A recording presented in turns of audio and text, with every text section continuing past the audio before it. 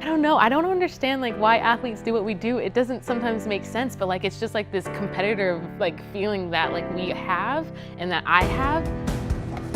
Wide open!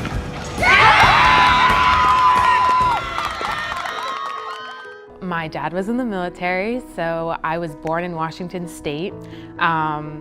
Then I moved to Maine for a year, and then my dad got stationed in Alaska. So then I moved to Alaska for like 4.5 years during like 3rd grade through 6th grade. And then I moved back to Maine to like finish middle school and high school up. And that's when I started playing field hockey, is 7th grade, middle school. When I think about moving from different states, all I think of is like the different adventures I've been on. And I live now in a small town, and sometimes I think that it's a small town, you stay in the small town, like you grow up and your kids live in the town, but I don't have that mentality at all. Like I want to see the world, and sometimes I think of field hockey as my outlet to see the world. This spring, High Performance, which is like a collegiate like training squad, tryouts were going on. My freshman year, I'd wanted to try out, but I was kind of intimidated, so I didn't. And this year, I was just like, you know what, I'm gonna do it. The worst that can happen is I just don't make the squad.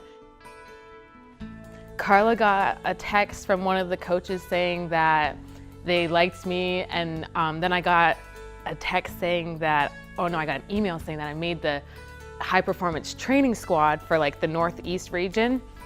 And I was like, yes, like this is awesome. That's all I really wanted to like practice with other really high level Division I athletes. But I was working as a bank teller, and it was a week-long like camp in Lancaster, Pennsylvania.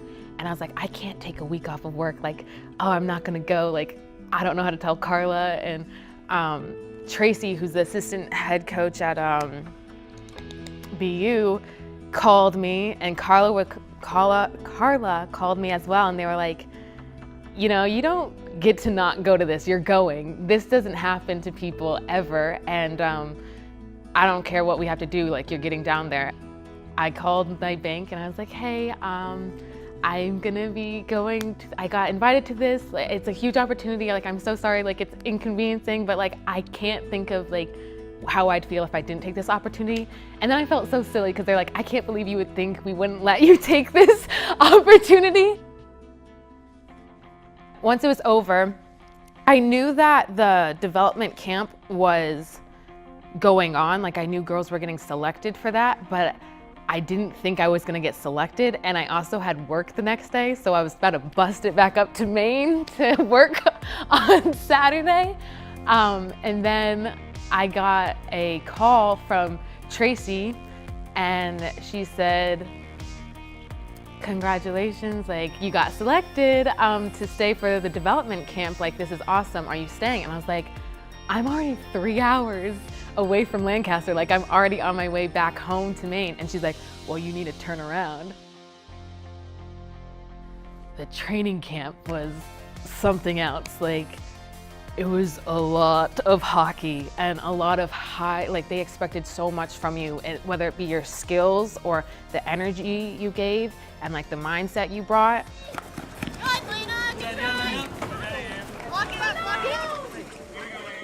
I ended up like not making the team, the squad, but I'm also like a junior, so I can still try out for like 2 more years. I mean, I guess I could try out after that, but I can still train towards it. So I guess that's my goal now, is to just make the development team and see kind of what happens from there.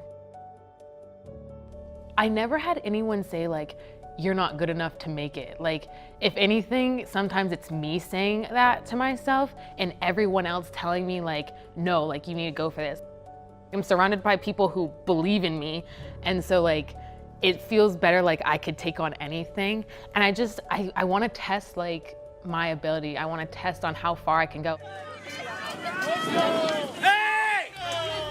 We have some amazing coaches. Like, we knew our previous head coach was leaving this spring of last year, but we didn't find out who our head coach was until like the middle to the end of the summer. And so that's a long time of like limbo.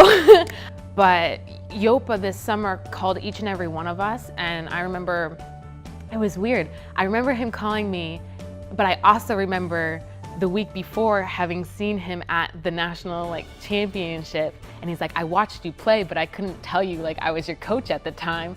And it just was kind of interesting to me. But he basically, what you see with him is what you get. And one thing Yopa was talking to us day one of preseason was, win or lose, we can work through that, but the one thing that hurts more than anything is finishing a game and feeling like you have more left to give.